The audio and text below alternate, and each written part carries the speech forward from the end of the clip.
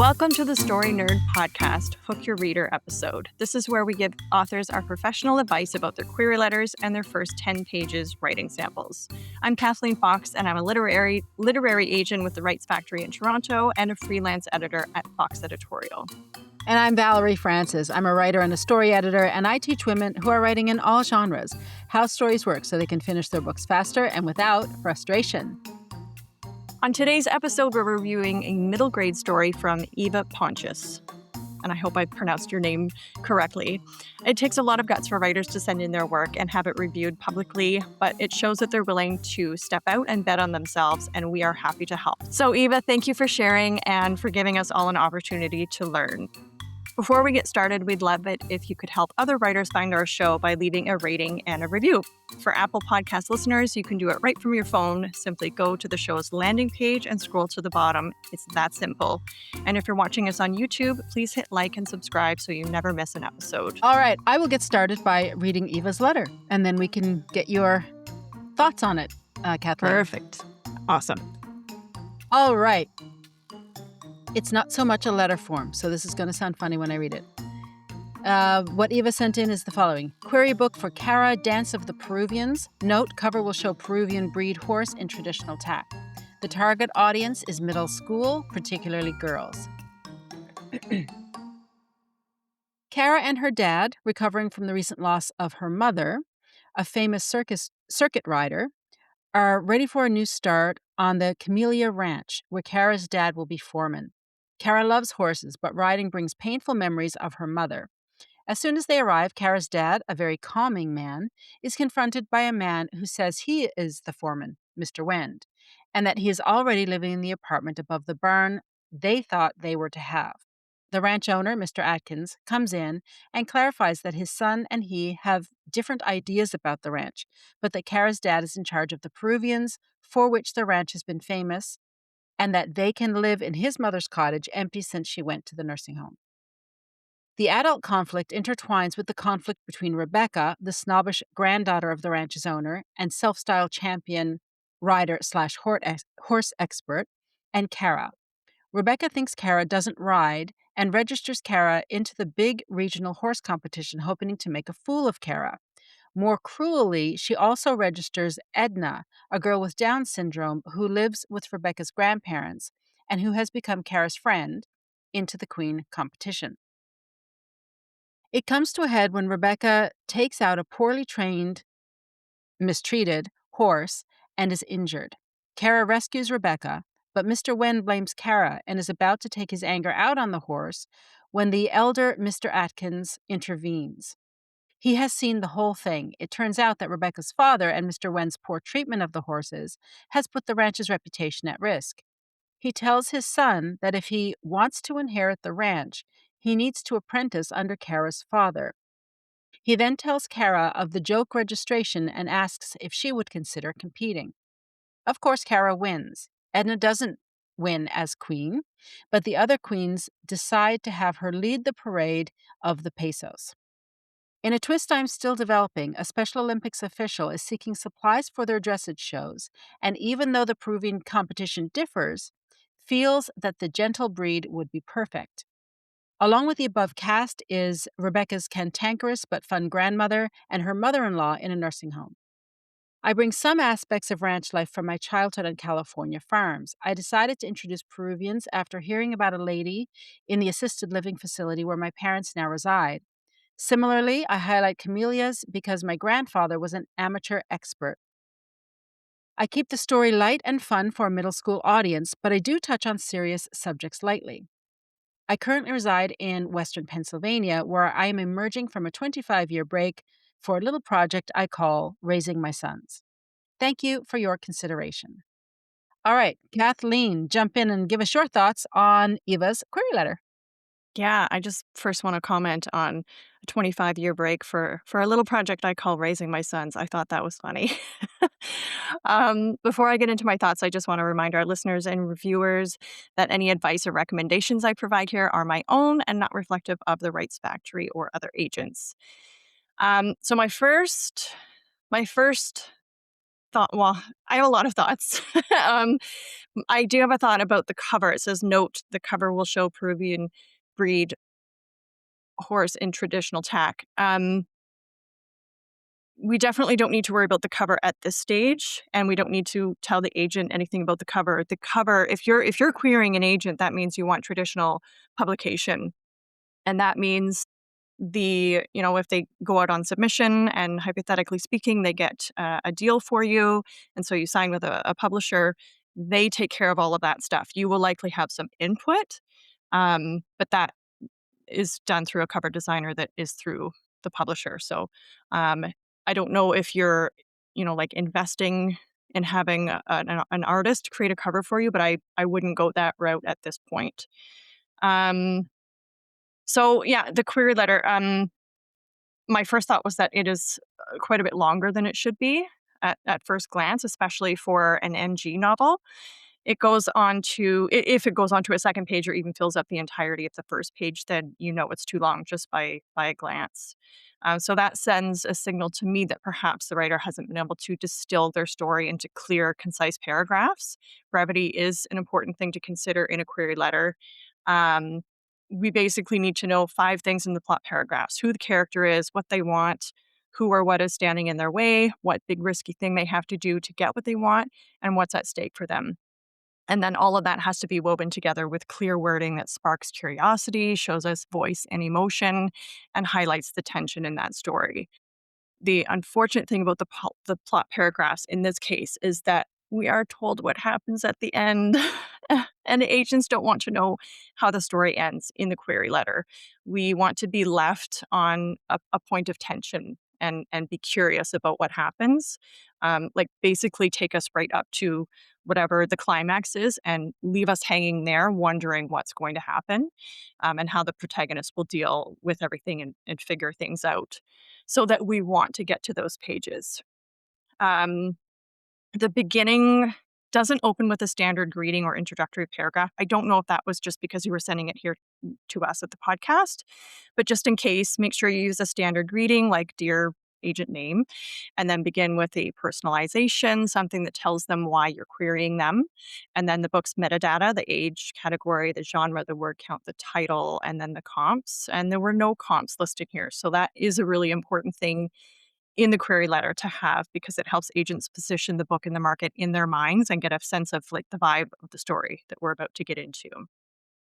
Um, I would like to know a little bit more about Kara. I would love to know her age and maybe a descriptor or two at the very beginning of the plot paragraph so that we know what kind of like what her personality is like, and introduce her dad at all. Her dad isn't introduced in the pages either by name, which seems odd to me, but we'll get there in a few minutes. Um, Also, and maybe this is just me, but I wasn't sure what circuit rider meant. So I had to look that up. But, I'm sure some people know what that means, but don't assume that agents will pause reading a query to go and look up definitions of things mentioned. They won't have time for that. So I would make sure it's clear what that means.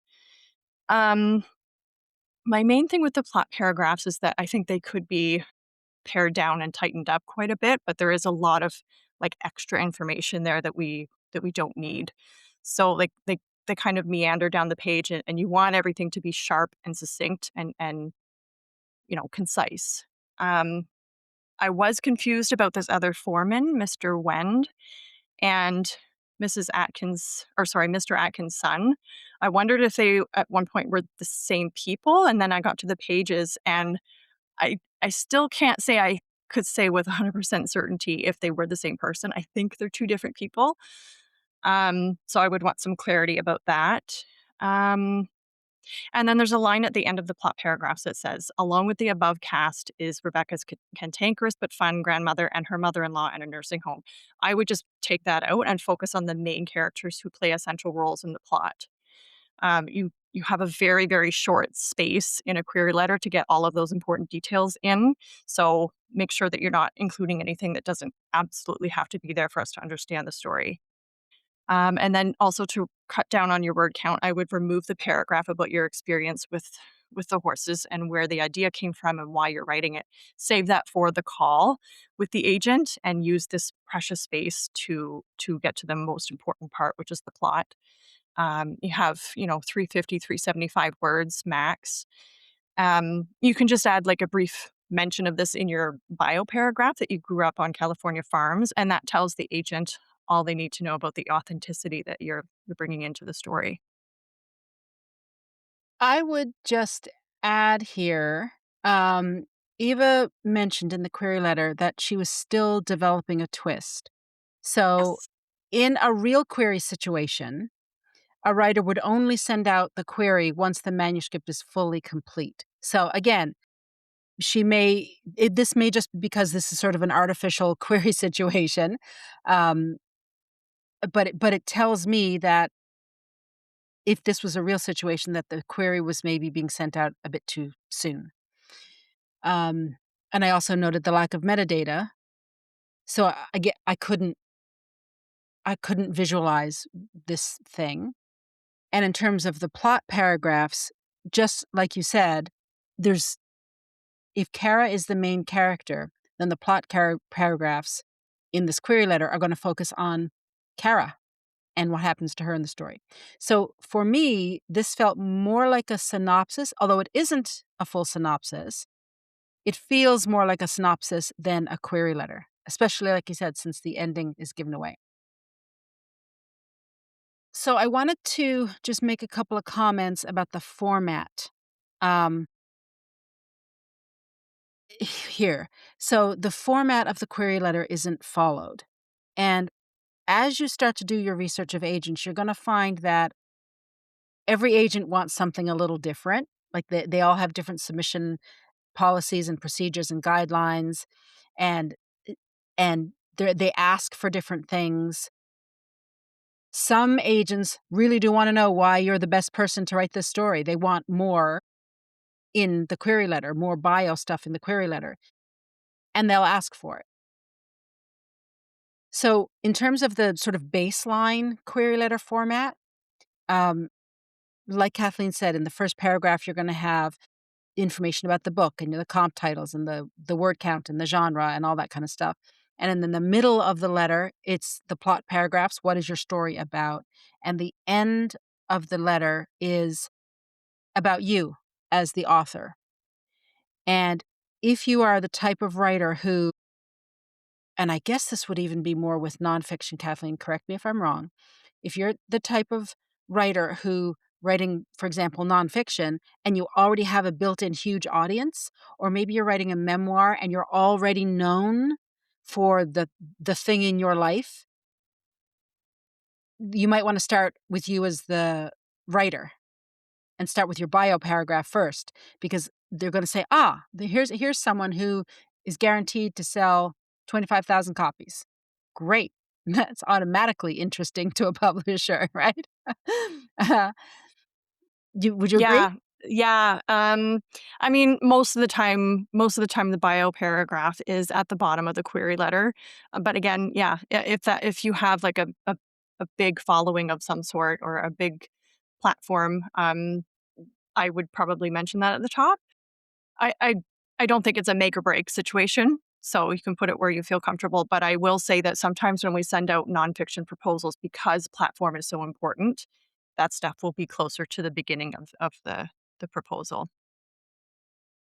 Okay. So all of this information about query letter format and the types of stuff that Kathleen and I are chatting about now, this is all in the query starter kit course that I've got. So if you're interested to know more, you can go check that out. Um, all right. So I have another question, and I'm hoping, Kathleen, that this is not an unfair question, but I have it, so I'm going to ask it.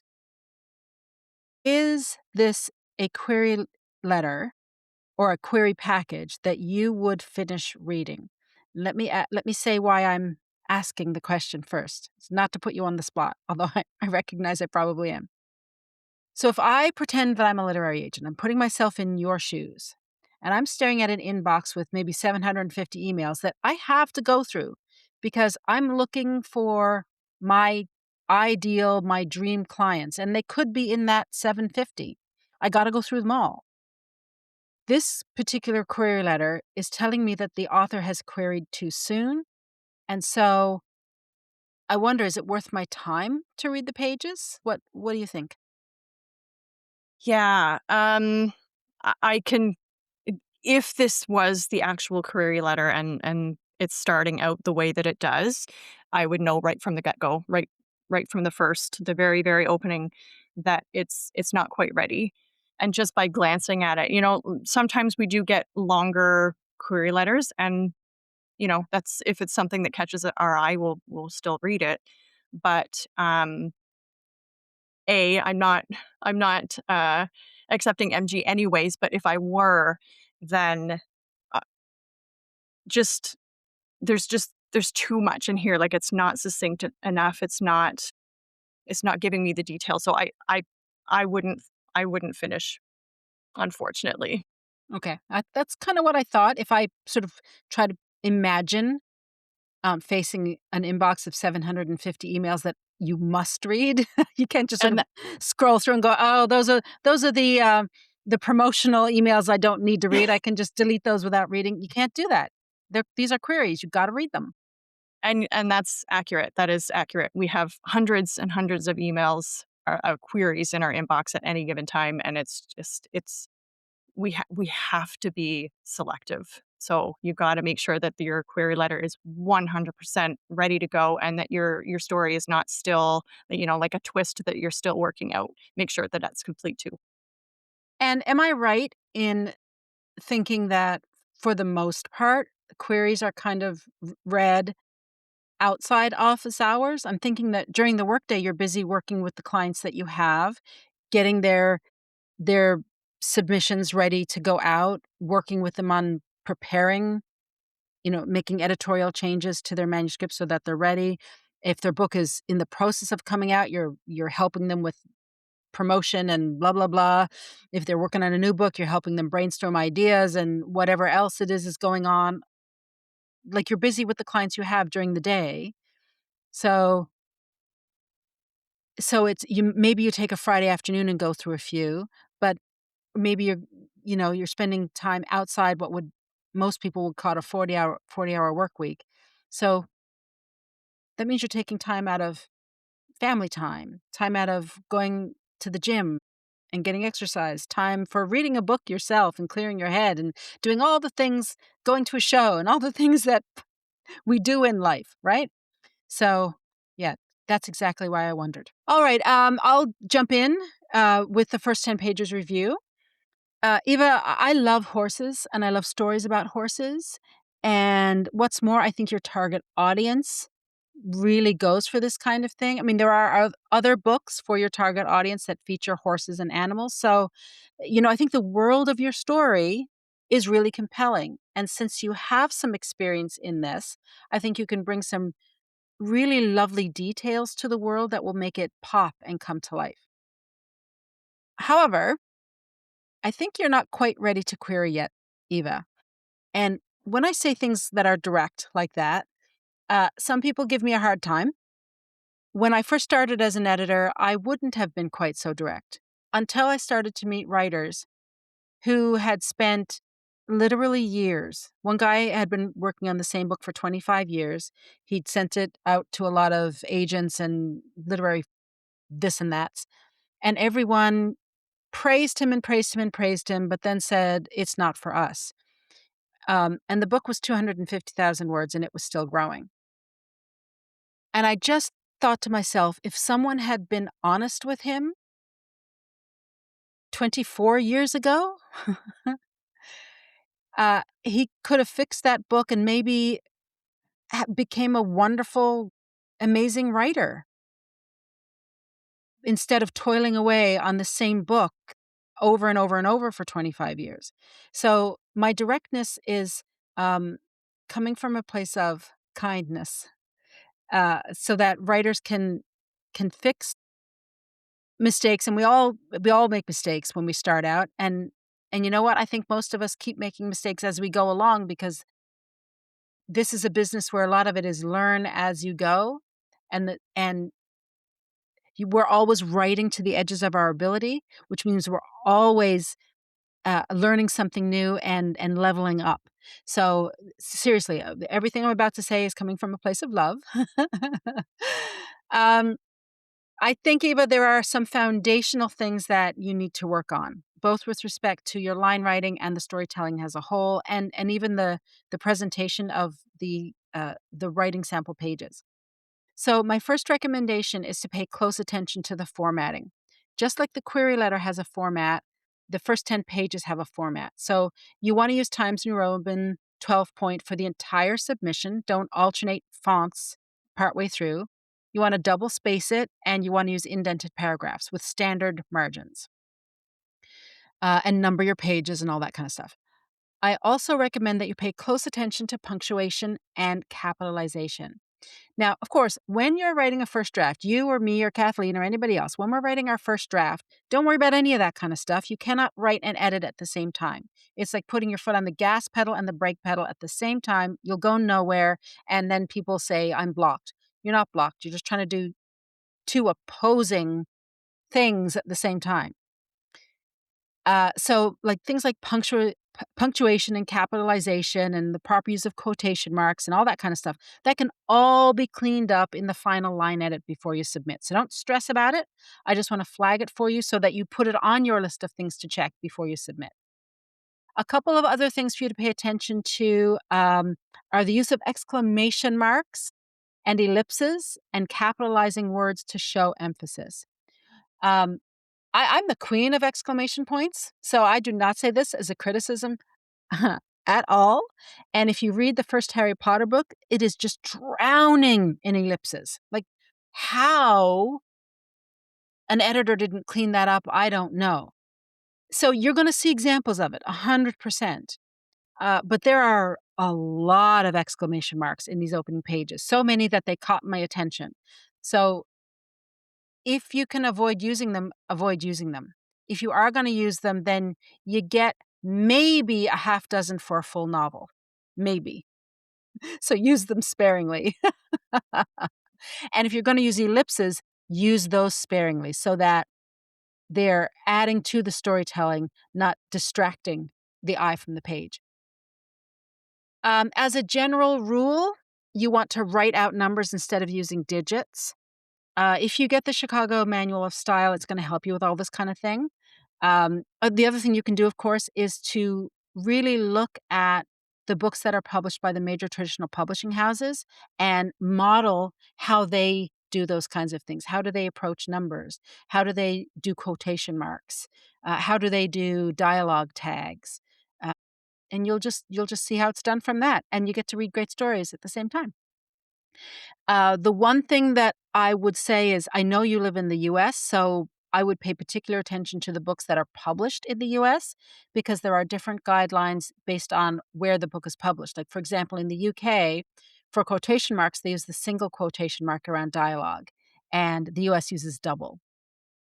Okay, now with respect to storytelling aspects in the opening pages, I think the biggest lever that you can pull here to improve your overall storytelling ability is to learn how to write scenes that work.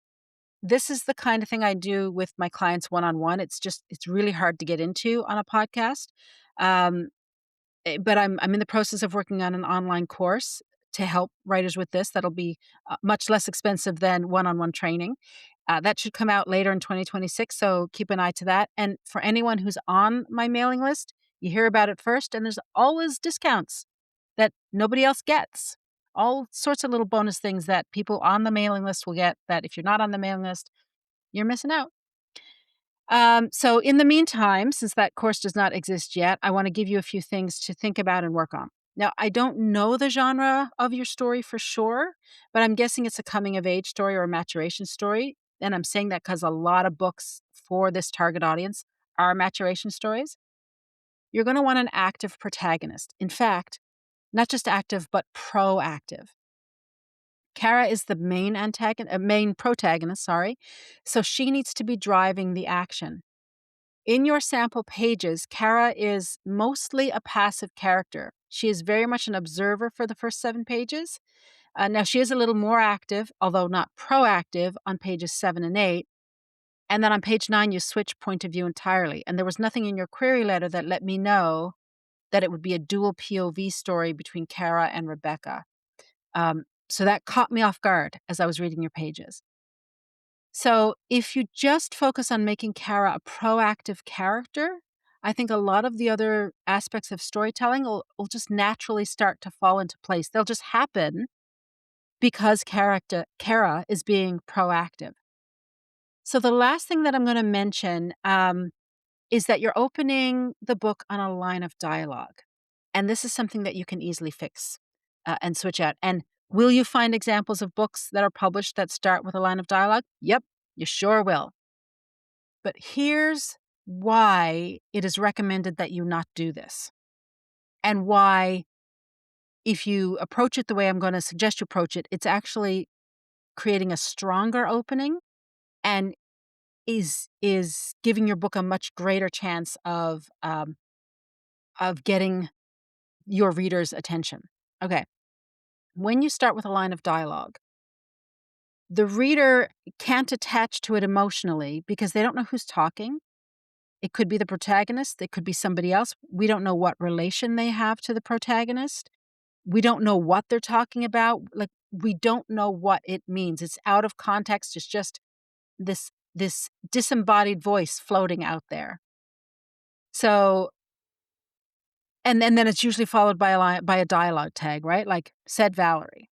Well, if you just switch it around and describe the character first and then put what the character says, at least you have an anchor for the spoken word. You at least know who is speaking, and in openings that start really well, you have an idea of who that person is. We know if it's the protagonist or the antagonist. We have a sense of, is the character old or young? Are they, like, where in the world are they? Like, you'll have a sense of it. So go through your bookshelf and pull out all the middle grade books, especially, well, for any age category, actually. Find the ones where dialogue starts really early and just see how they've set it up. And that'll give you an idea for how to just rejig what you have there and make it a stronger opening by letting us know who dad is, and who he's talking to, and where are they and when are they? Because Kara is in the car. That's the other thing. Kara's sleeping as the story opens, and her father wakes her up by saying, "Wake up, sleepyhead," or I can't remember the line of dialogue, was something like that. Maybe it would be better to have Kara start awake and maybe daydreaming out the window, or looking at the things, this new world going by the window, and we get to feel her apprehension because she doesn't know. She's out of her comfort zone, right? She doesn't know where they are. She's never been there before, to that state. She knows what state it is, but she doesn't know who's who in the zoo yet, right? She's entering the extraordinary world. Um, Maybe she's fascinated by the foliage and the types of trees they have in this part of the world that are different than the part of the world that she's come to. Maybe the roads are uh, bigger and fancier. Like, there's more highway, and she's from the country and she's used to more. Um, I was going to say dirt roads. That's a bit of a stereotype, but it's sort of quieter, calmer, a smaller city, maybe. Like, just start it with the juxtaposition of the old Kara's old world and new, because then when someone does speak, we know where they are and when they are, and how to feel about the line of dialogue. Okay, I'm going to stop there. That's enough. Kathleen, what are your thoughts? Yeah, I agree. And I had those in my notes as well about immediately starting with dialogue, which I always caution people against doing when they open an entire story because we have zero context at that point. For me, my mind automatically builds scenes as I'm reading the information and descriptions of settings and people and actions and things like that. It's just how my brain works. And I think there are a lot of readers out there that do the same thing. It's not a conscious decision to do it, it just happens while we're reading. And so it's jarring for me and probably many other readers when we have no idea what to picture here. Um, Similarly, there's a part further down once Kara gets into her bedroom where she's thinking about her past, and which I'll get to in a moment, and she suddenly wipes tears from her eyes that we haven't seen form yet. So we haven't seen her start to cry. So it's like, where did the tears come from? So then my mind is pausing the story. It's only a microsecond, but that's all it takes. It's pausing to go back and rebuild that scene in my head because now she has to be crying so that she can wipe away those tears. Um, so I think there just needs to be a little bit more setup at various parts in these opening pages, and I suspect probably in other areas as well. Um, I do think there's a foundation of a story here. I think it's I think it's probably something one of my daughters would like. She's really into animals and stories with horses in them particularly. But I just think the execution and the line level writing needs improvement. And you had mentioned the line level errors too, and it does. It's enough to affect the readability. So like those missing quotation marks, it makes your brain pause for a second, and that's the last thing you want your readers to do, to pause to fill in a blank or something like that. So you definitely want to have that sort of thing cleaned up before this gets to the query stage. In the opening pages, I highlighted some descriptive words such as, or phrases such as dry grassy hills, green dairy country, neat, huge orange blob, etc. So if this is for younger readers, like younger readers, these might be acceptable, and the repetition as well. But I get the feeling that Kara isn't a toddler or, like super young. I get the feeling she's probably in upper middle school or like grade 6 or 7 or something like that. So you might want to find some other adjectives that are in a reading level that matches the main character and your main target audience. Um, and again, with the repetition too, repetition is more popular in like super like young stories, but not so much in upper middle grade. And on the other side of that, I also highlighted some words and phrases like topiary and equally obvious build for utility. So these might be a little bit difficult for readers of this age group to fully grasp.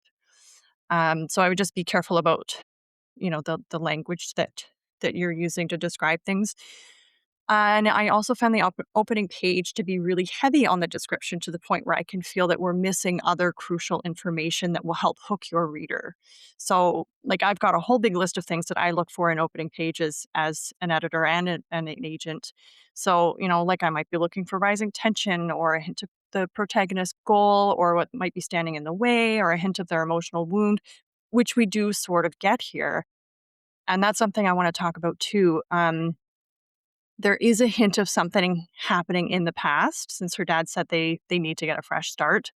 And there's a line at the end of the first page, where it's just this very obvious turnaround. Kara begins to think about something and then stops and forces her mind to think about something else. And I think that could be a little bit more detailed. We have a hint that something potentially bad or sad happened to cause this move. So the second hint is doing the same thing. It's not offering any more information. So when readers' brains read, they like to pick up breadcrumbs or like puzzle pieces and try to put those little puzzle pieces together. In other words, they want to be able to theorize and be actively engaged in figuring out what's going to happen next. Um, if we keep getting obvious clues that, like very obvious clues that don't give us any more information, then we can't theorize because we don't have like a general direction of, you know, what to or where to start guessing. And we do get another hint or two later on, but again, we're not offered any further or different information. So each time you drop a hint or a clue, it should give us a little bit more of that puzzle. Excuse me. So it begins to feel like information is purposely being withheld, and that can get frustrating for the reader. It's better to hint and make them curious so they can feel like they're actively participating in figuring things out. Um, and I also noticed some inconsistencies, like Mr. Atkins in the query later became like they were the Alberts in the pages, and then they skipped back to Atkins later on in the pages. And it's totally fine to change your mind about the names. Just be careful that, like, you want to make sure that you're getting all of those instances. Like, do Control F to find all of the Alberts or all of the Atkins and make sure that you're changing all of them. Um, I was also there seems to be a little bit of a timeline issue because Mr. Atkins or Alberts has just settled this issue with who the foreman is and where Kara and her dad will be living. And I think he's walking them over to the house. So I'm wondering how Mrs. Alberts or Mrs. Atkins knew about what happened.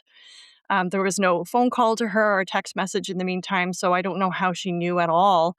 And then, um, it doesn't seem like there would be any time for her and the younger girl, who we later find out is Edna, to go to find out and then go to her mother-in-law, get permission to use the house, and then get to the house and start cleaning the house. So there's definitely a little bit of a timeline issue there as well. Um, and I also wanted to talk about Edna a little bit. So Edna has Down syndrome, and it is tricky whenever we have a character who has a different accent or a different way of speaking. Um, because how do we approach that in dialogue, right? So I would recommend having Kara narrate how Edna sounds different, like do it in the narration, but try not to sound out her way of speaking during her dialogue. Otherwise, you could be unwittingly playing into certain stereotypes. And it also forces the reader to slow down their reading so that their brain can work harder to decode what's being said. And it subconsciously highlights the character's difference um, as their defining trait as a character instead of highlighting their personality. So, yeah, have Kara narrate how Edna's speech sounds to her from her perspective. And you can more subtly convey Edna's voice through like word choice, brief behavioral descriptions, like in a dialogue tag, for example, while keeping the words and spellings standard. And that makes for better readability. Um, I found it strange that the school was open on a Saturday.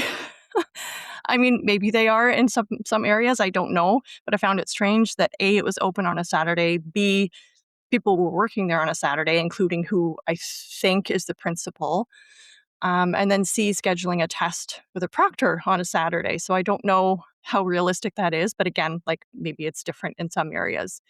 So yeah, there was just some other inconsistencies as well, which I left notes in the margins for those things too. And that's my notes. All right. Well, then, what's your final bit of advice for Kathleen? For Kathleen, for Eva. I do think that there's quite a bit of work to be done on the scene and line level writing levels, but I do also think that the idea behind the story is really cute, and I think it would be really great for kids. Um, so I hope that you take all of this feedback and like it. I know getting feedback from people is hard, and it can be disheartening sometimes or discouraging. And I always suggest that people take the feedback and then set it aside for a little bit and let it digest. It might be a day, it might be a week, it might be a month, but come back to it with a fresh and open mind and the determination ready to, get back into those revisions based on feedback that resonates with you. Make sure it resonates with you. And then, yeah, the query letter, just make sure that it is ready, that your manuscript is ready, that you've researched how to compose or draft a query letter, and make sure that it has those specific details that will help agents understand the plot better. And you know what? That's how the pros do it, because the pros get editorial feedback letters from their editors at the publishing houses, and Yes. sometimes it's a real, um, punch in the gut, and so they need to take some time to let it sink in and to sort of catch their breath again. So it doesn't matter where you are in your career, editorial feedback can be really, tough, really tough. Which is why I think it's so great that people are willing to put themselves out there and be reviewed on a podcast like this. Yeah. Um, so my final little bit of advice for Eva, is this: writing for middle grade and writing for children, people always think it's easy, and it's actually the hardest writing out there because any weakness in your ability to tell a great story seems to have a big light shone on it, because kids take no prisoners. They don't like your book, they're really vocal about not liking your book. That's honestly why I love writing for kids, because they take no prisoners. And if there's weaknesses in my story, they're going to say, I don't get this part. Who is this? Where did they come from? That doesn't make sense. Whereas adults will sort of sugarcoat and be too concerned about hurting your feelings. Kids don't care if they hurt your feelings. They just tell you what they feel. They tell you what they think and what their feedback is. So when you're writing for kids, it's not that you have to ease off because you think, oh, they're young and they don't know. You have to actually make your storytelling skills even sharper, because it's harder to hold their attention as well, much harder to hold their attention. Uh, so, as a starting point, really focus on your scene writing skills. I think if you can do that, then a lot of the other stuff will just improve as a result. Yeah, and I just want to mention one more thing too. My Substack this week was about, unfortunately, the decline of enjoyment reading for pleasure in kids, in young kids, in teenagers. And that is one thing. Like you have to be so sharp with your storytelling skills. Um, and you're right, they will pick it up, because I'm just thinking of my kids too, and they will say very, very bluntly, very plainly, yeah, it's not for me, I don't like it. And they'll say why. Um, yeah, and it is interesting how we grow up and grow into adults and start sugarcoating things.